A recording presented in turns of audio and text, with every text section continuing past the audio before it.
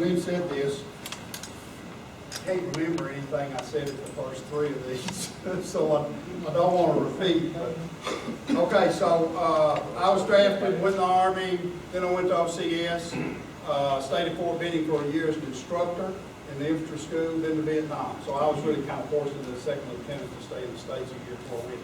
Delta Company, got there in August. Well, I was en route after jungle school and leaving in September before I got there. And I was there until February '69, and then I went up to the brigade, 198, which was still on LC Band then. I stayed in a year longer back in the States, got out, went to work for Procter & Gamble, ended up staying with that little company for 36 years. But after working for 7 years, I was on like a 5-man team, and 2 of them were in reserve. And they twisted my arm and twisted my arm, and I joined the reserve. And that resulted in some really neat experiences, including mobilizing a unit and going back to Desert Storm. So I ended up with 31 years service in total. And the reason I brought this up here is because I don't know if all of you have looked at your books yet, but I put this page in there for you to read, and it came from the 50th anniversary commemorative of the Vietnam War.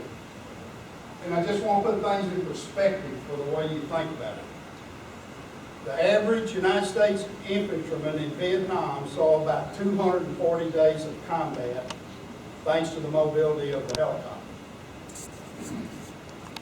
The average infantryman in the South Pacific during World War II saw 40 days of combat in 4 years. That's 10 days a year, or what we saw averagely, is all we're saying, is 24 times, not taking anything away from World War II being the greatest generation, but just put in perspective what you did. We took it on the chin from the press for years. 24 times as much combat on average as what every one of you saw as a guy in the South Pacific in World War II. Gary coined that phrase, outside the wire, and I love that. I love that. All of you are outside the wire, guys. And what I wanted the band to hear was that, you know, the thing I was going to say earlier is, I started to count up the number of Purple Hearts in this room because there are multiple Purple Heart recipients in this room. I didn't even try to count them up. They're all combat veterans from Vietnam. So, I want to tell a reunion story, and then I'll sit down and shut up. Since we all been lying to each other all week telling war stories, I'm going to tell a reunion story. I took one of those, I've got one of those water pills for blood pressure I had to take, and I took that thing right before I went over there. And by the time at the Grand Ole Opry the other night, and by the time the first intermission came, I was about to bust. So I headed for the room.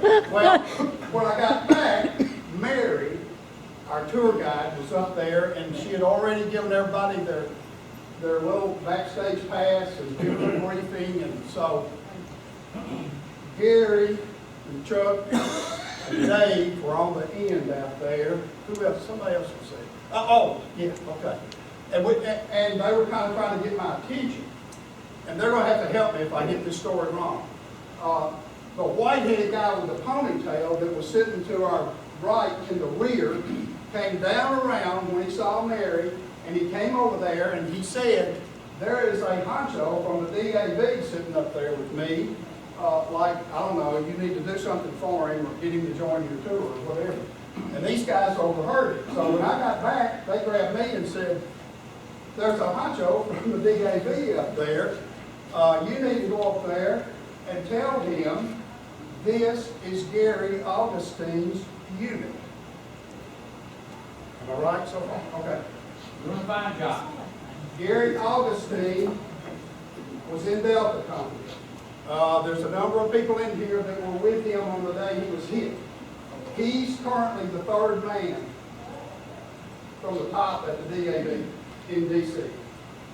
And so he's one of us. So around I went, I go up, and I said, excuse me, I'm very so and some guys told me I needed to come up here and meet you. Joe Johnston, the president of DA. He's really the immediate past president. He was the 2013-2014 president of DAV. And I said two things. I just want you to know how much every guy in this audience tonight, in my group, appreciates the work that your people do on their claims. But I also want you to know that that's the unit Gary Augustine was with in Vietnam. And he said, wait a minute, what? I said, that's Gary Augustine's unit right there. He said, they saved his life. I was with Gary 3 days ago, and they said, those are the guys that saved his life. He said, I got to meet him. I said, come on. So down we go, and we come around, and we came over there, and I was trying to point out everybody was over there and got to talk to him. So I don't know who in this room knew that story. I really thought it was neat. Sal Penny had a picture of Russell Wright in his phone because Russell came to the convention last year in Vegas. Russell was the medic on site. 9 guys were hit. 7 guys required immediate dust off. Y'all correct me if I'm wrong, because I wasn't there. The medic looked at Gary and said, I can't help him. I'm going to go to the guys that I can help. 7 for immediate dust off. He got them ready. Went back to Gary, thinking, I'll give him one more go. And he stopped the bleeding enough to get him on the chopper and saved his life. And Joe Johnston knows that story. I guarantee you. Gary's told him. So it was a moment for him to get to meet the guys that saved Gary Augustine. I thought that was so cool. I thought it was so cool. Natalie has got, from doing shows, well, Natalie and the guys, from doing shows at the military, I've now, I think, bought 3 coin holders for her as gifts. They get larger each time because everywhere she goes, I mean, I didn't get any coins, 31 years service for goodness sake. Joe Johnston gave out coins that everybody shook hands with over there.